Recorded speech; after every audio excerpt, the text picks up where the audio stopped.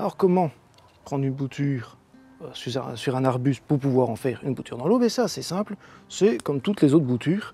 Vous allez prendre donc quelque chose de coupant que vous aurez préalablement désinfecté. N'oubliez pas que les boutures sont fragiles, s'il y a la moindre infection, la reprise est fortement compromise.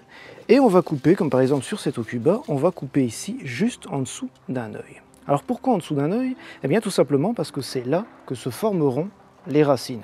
Sur certaines plantes, je pense notamment au sureau qu'on a juste ici, on en profitera d'ailleurs pour faire une bouture aussi, eh bien sur certaines plantes, ce sont les lenticelles qui vont produire les racines. On le voit d'ailleurs de temps en temps aussi sur les saules, sur les forsythia, etc.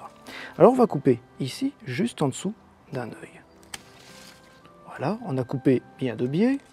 On va enlever, on peut même les couper, hop, comme ça. On va enlever les feuilles du bas. Voilà. Et on va raccourcir fortement les feuilles du dessus. Le but est de laisser suffisamment de feuilles pour que la bouture, entre guillemets, puisse encore un peu vivre, mais pas assez pour qu'elle perde trop d'eau par évapotranspiration. Ici c'est parfait, et on a laissé la moitié de la feuille, et on peut le plonger. Et de une. Tant qu'on y est, pourquoi ne pas faire une bouture d'un hydrangea macrophylla Hamburg? Comme ça vous avez le nom de la variété. Là, pareil, on va essayer de trouver alors une tige qui ne va pas fleurir très vite, enfin, tout au moins dans l'année qui va suivre. Ici, justement, on ne voit pas de fleurs. On va ici prendre, ici, juste ici, au niveau d'un œil, hop. On est donc là, vous avez les yeux, hop, et hop, on va retirer les feuilles du bas. Et on va recouper, je vais prendre ici une paire de ciseaux, c'est plus simple. Les feuilles aussi, hop, voici une deuxième bouture. Donc on y est, on a parlé du sureau. Alors j'avais juste coupé ça sur le parking ici, eh bien on va tout simplement raccourcir un peu, hop, et raccourcir ici. Alors je me permets ici de prendre du sureau qui a déjà bien lignifié. Comme je vous l'ai dit, c'est une des plantes qui se bouture le plus facilement dans l'eau, qui se même bouture le plus facilement en pleine terre aussi. Et donc, vous pouvez vous permettre de prendre quelque chose qui a déjà du bois.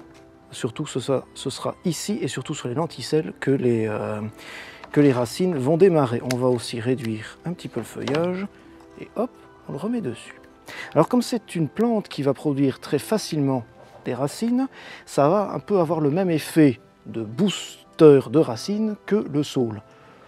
Je parle ici du sureau, mais tant qu'on a un saule juste à côté de nous, c'est d'ailleurs un Salix erythrofluctuosa, eh bien on va choisir une belle tige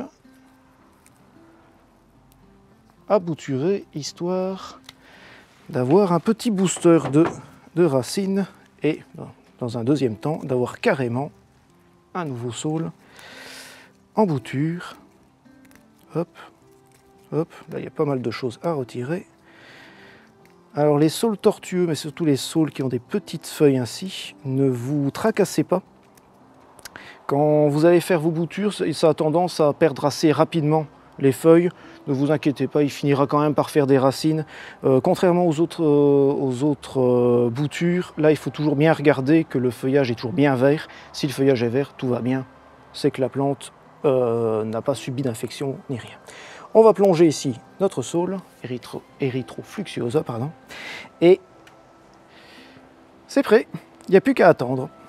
Alors évidemment, on peut ici additionner un petit morceau de charbon pour éviter que l'eau croupisse, mais on n'a pas de charbon, ou on n'a pas tout le temps du charbon dans sa maison, donc tout simplement changer l'eau de temps en temps, et vous allez voir apparaître des racines, dans un premier temps sur le saule.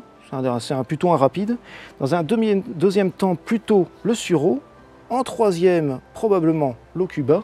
Et en dernier lieu, l'hortensia qui mettra quand même au moins 2 mois à produire ses racines. Dès que vous voyez poindre des racines, hop, vous sortez de l'eau et vous rempotez en pot dans du terreau spécial semis ou tout au moins un substrat stérile et bien drainé. Comme ça, la plante va se fortifier un petit peu, va fortifier un peu ses racines et l'année suivante, vous pourrez planter en pleine terre.